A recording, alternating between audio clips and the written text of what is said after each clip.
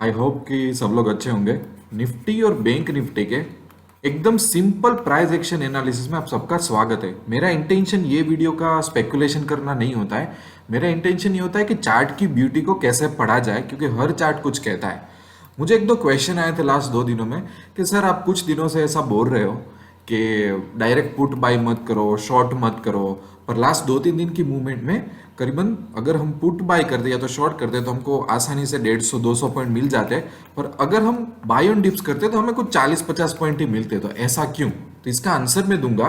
बहुत ही अच्छा आंसर है मेरे पास और ये अच्छा क्वेश्चन भी है। क्वेश्चन करने के लिए भी शुक्रिया। और उससे पहले देख लेते हैं कि निफ्टी में क्या हुआ। ये निफ्टी का 1 आवर का चार्ट है दोस्तों, ठीक है। अब इसमें कुछ कहने की जरूरत नहीं है, क्योंकि निफ्टी में क्या हुआ है, आज भी कैसा हुआ था कि नीचे जाके ऊपर आया हुआ है, ठीक है।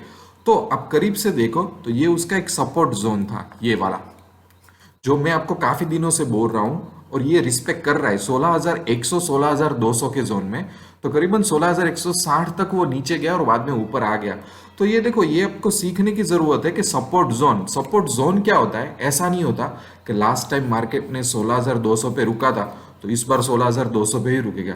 शायद 16,180 का भी लो मार सकता है, 16,220 का भी लो मार सकता है। तो एक जोन होता है ना, जोन जोन में ऐसे ड्रॉ करता हूं, देखो ऐसे, थोड़ा इस तरीके के। तो उसको मैं कुछ रेंज दे देता हूं कि 20-25 पॉइंट की रेंज दे दो, एग्जैक्ट पॉइंट पे एंट्री मत लो, ठीक है। ये एक सबसे बड़ा लेसन मैं आप लोगों के लिए बोल रहा हूँ। 1 आवर के चार्ट में अपने को बहुत क्लियरली दिख गया कि उसने सपोर्ट लेके वो ऊपर गया, तो बाय ऑन डिप्स मैंने बोला हुआ, तो आप कर सकते हो। वर्स्ट के सिनेरियो में अगर ये 16,100 का भी लेवल तोड़ देता है तो फिर नीचे जाके फिर से हम 15,800 15,900 का ये जो लेवल है, फिर से हम उस लेवल की संभावना फिर से आ सकती है। पर यहाँ पे बहुत अच्छी तरह से कंसोलिडेशन हो रहा है। मुझे नहीं लगता कि ऐसा होगा, पर ऐसा होगा तो उसकी भी तैयारी हम रख सकते हैं, ठीक है। वही चीज को हम 15 मिनट की कैंडल में देख लेते हैं तो थोड़ा और मजा आएगा कि एक्चुअली आज के दिन हुआ क्या था। तो कंटिन्यूस ये डाउन जा रहा था और बाद में यहाँ पे मल्टीपल कैंडल कंसोलिडेट होके वो ऊपर गई थी। समझ रहे हो? वही चीज एक्चुअली 1 घंटे में भी अपने को देखने को मिलती है कि उसको अगर ऊपर जाना हो तो यहाँ पे देखो किस तरीके से उसने ऊपर जाने की कोशिश की थी, ठीक है। तो चार्ट आई होप कि आप लोगों को धीरे धीरे आ रहा होगा। अब बात कर लेते हैं बैंक निफ्टी की। तो बैंक निफ्टी का पहले 15 मिनट के कैंडल देख लेता हूं मैं। बैंक निफ्टी में भी सेम हुआ था, कंटिन्यूस नीचे गया था, फिर यहाँ पे कंसोलिडेशन हुआ था मल्टीपल कैंडल्स का और बाद में ऊपर गया था। तो मैंने दोनों में आपको बाय ऑन डिप्स बोला हुआ था। पर बैंक निफ्टी में एक और चीज बता देते हैं अपने, जो देखो बैंक निफ्टी में ये लो कहां तक मारा उसने, करीबन 35,530 का लो मारा है, राइट। तो ये जो जोन था ना, ये वाला जोन, ये उसके लिए सपोर्ट जोन था। अभी लास्ट दिन का ही उसने एक रिस्पेक्ट कर लिया कि उससे नीचे जाने की कोशिश उसने नहीं की ज्यादातर। लास्ट का लो क्या था? 600। तो 100 पॉइंट का एक सपोर्ट जोन उसने बनाया था, उससे नीचे नहीं गया। यहाँ पे एक और अच्छी बात थी कि एक और यहाँ पे लो मारा था उसने 35,300 का, तो वो उसने अभी तक रिस्पेक्ट करके रखा है 35,300। 35,300 का लो तोड़ता है तब हमें चिंता करने की जरूरत है, क्योंकि उसके पहले जो हाई मारा था वो यहीं से ही मारा हुआ था। तो हमको वो थोड़ी चिंता करने की जरूरत है। जब तक शॉर्ट टर्म में बैंक निफ्टी 35,300 का लेवल नहीं तोड़ती, तब तक जब तक नीचे जाती है तब तक मैं कॉल बाय करूंगा या तो फ्यूचर में लॉट बाय करूंगा, ठीक है। अभी भी निफ्टी और बैंक निफ्टी में कोई पर्टिकुलर ऊपर का जोन बना नहीं है। यहाँ पे मल्टीपल 1 आवर की कैंडल है, वो कंसोलिडेट की हुई है, उसकी प्राइस जान लेते हैं। करीबन क्या हुआ है उसमें, 36,300, 36,280। तो 36,300, 36,250 से लेके 36,300 का हाई ओवरऑल बनाया है। देखते हैं कि आने वाले टाइम में इसको तोड़ता है कि ये हमारा एक शॉर्ट टर्म रेजिस्टेंस बनता है। अगर अब मैं क्या करूंगा बताए, अब मैं कैसे सोचूंगा कि नेक्स्ट कुछ दिनों में अगर ये 36,250 36,300 को क्रॉस नहीं कर सकता तो मैं उसको प्राइस रिजेक्शन बोलूंगा। और मैं तब जाके उसको बोलूंगा कि नहीं, उसने सही में एक अच्छा रेजिस्टेंस वहां पे एस्टेब्लिश किया है, अब जाके वहां पे आप पुट बाय करो या तो चीजों को शॉर्ट करो। पर अभी मैं कुछ सिर्फ 1 आवर के कैंडल के बेस पे ये बोलना नहीं चाहता, ठीक है। अब बात कर लेते हैं उन लोगों की कि जिन लोगों ने मुझे बोला था एक मिनट, पहले 15 मिनट का चार्ट बोलूँ। मुझे 2 कमेंट ऐसी आई थी कि सर आप देखो कि पिछले 1-2 दिन में बैंक निफ्टी क्या कर रहा है, एकदम सही से नीचे जा रहा है, फिर थोड़ा ही रिकवर हो रहा है, सही से नीचे जा रहा है तो थोड़ा ही रिकवर हुआ है, सही से नीचे जा रहा है थोड़ा ही रिकवर हुआ है।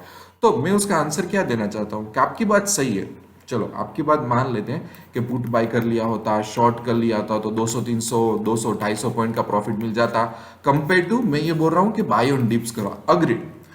बट एक सिंपल आप लॉजिक लगाओ कि आपको ऊपर की रेंज पता है, मार्केट की ऊपर की रेंज, क्योंकि निफ्टी और बैंक निफ्टी ने रिसेंटली कुछ दिनों में नया हाई बना रही है, right. So we don't know कि ऊपर की रेंज क्या है, बट हाँ उसी टाइम पे अगर हम चार्ट को स्टडी करें तो सपोर्ट हमको अच्छी तरह से देखने को मिल रहा है, ठीक है। कंपेयर टू रेजिस्टेंस हमको सपोर्ट अच्छी तरह से देखने को मिल रहा है। तो ये मेरा एक फर्स्ट रीजन है कि मैं बाय ऑन डिप्स क्यों कराऊं। दूसरा रीजन है कि जब मार्केट नया हाई मार रहा है तो अगर अगर दूसरे दिन में देख रहा हूं कि बैंक निफ्टी थोड़ा और ऊपर गया, निफ्टी थोड़ा ऊपर हो गया, तो जहां पे वो मार्केट हाई मारने के मूड पे है तो वहां पे मैं शॉर्ट करने क्यों बैठूं, शायद मेरे हाथ नहीं जल जाएंगे।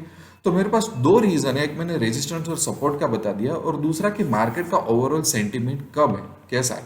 कई बार हमको लगता है कि कुछ चीजों को हम मिस कर रहे हैं, कई बार हमको लगता है कि हम चीजों को मिस कर रहे हैं, बट मैं ऐसा मानता हूं कि हमेशा मैं ट्रेड लूं तो मेरे ऑड्स मेरे फेवर में होने चाहिए, ना कि मेरे अगेंस्ट में।